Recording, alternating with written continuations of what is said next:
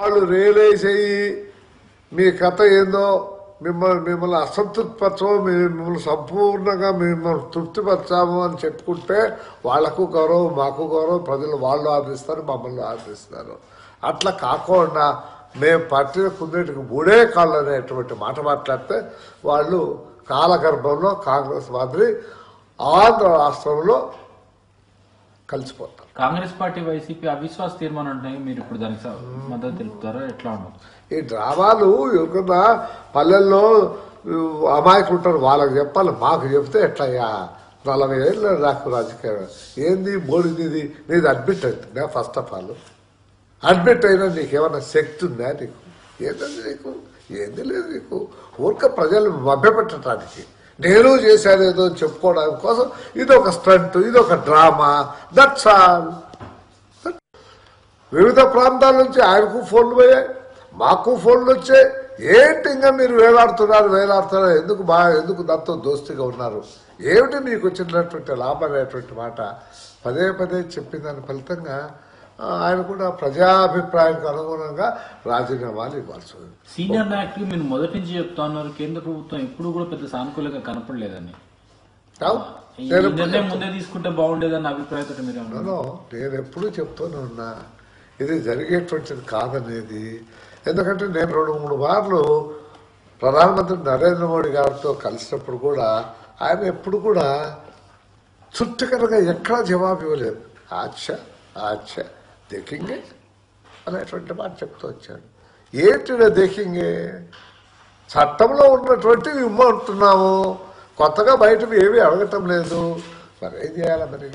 కాబట్టి విధి లేని పరిస్థితిలో ముఖ్యమంత్రి గారు ప్రజలకు అభిష్టానికి అనుగుణంగా తీసుకున్నటువంటి నిర్ణయం. స్పష్టంగా చెప్పారు జైట్లీ గారు, ఏది ఇచ్చేది లేదు నీకు అనేటువంటి మాట చెప్పారు. స్పెషల్ స్టేటస్ లేదన్నాడు, ప్యాకేజీ లేదని అనలేదు. కానీ ఇంతకంటే మేము నీకు ఎక్కువ ఇవ్వలేము.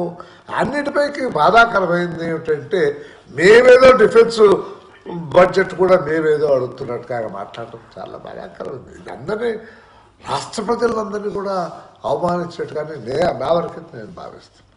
అంటే సరైన సమయంలో అంటే ఇప్పటికీ ఆలస్యమైందని బాగా ఇప్పుడు ఆలస్యమైంది అనేటువంటిది కరెక్ట్ కాదు.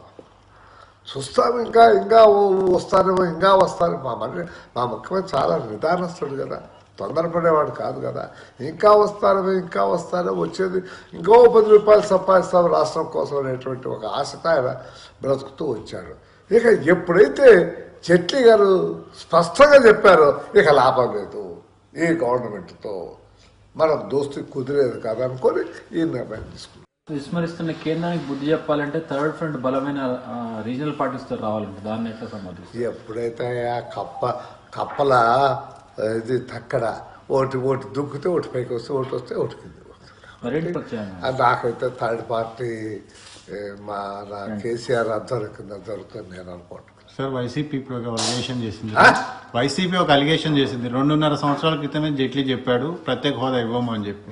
ఇన్ని రోజులు అధికారాన్ని అనుభవించి ఇప్పుడు రాజీనామా చేయడం అంటే కేవలం ఎన్నికల కోసమే? ఎన్నికలు అనేది ఇంకా సంవత్సరం ఉంది. ఎన్నికల కోసం ఇది కాదు, మనకు రావాల్సింది రాలేదనేటువంటి కడుపు మంటతో బాధతో ప్రజలకు అన్యాయం జరుగుతుందేమనేటువంటి ఉద్దేశంతో చేస్తున్నాం తప్ప మరొకటి కాదు. రాజకీయం ఏముంది? రాజకీయం జరుగుతూ ఉంటుంది ఏదో పక్కన. ఓకే, మా రాజీనామాల వల్ల వాళ్లకు చీమ గుట్టినంత కూడా ఉండదు.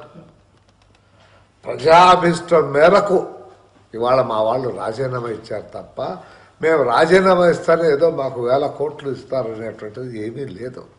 ఇప్పుడు ఏం చెప్పారో అంతే జరుగుతుంది. ఇప్పుడు వచ్చేది కూడా ఇంకా కొంత తగ్గుతుంది నా అనుమానం. చట్టబద్ధంగా రావాల్సింది మాత్రం వస్తుంది. ఇప్పుడు ఈ గవర్నమెంట్ చట్టం లేదు, ఏంది లేదు. పార్లమెంట్ చేసిన విభజన చట్టాన్ని గౌరవించడమే ఎవరితో గౌరవిస్తున్నారా? కాబట్టి ఏదో వాళ్ళకి ఇచ్చేది ఇస్తారు.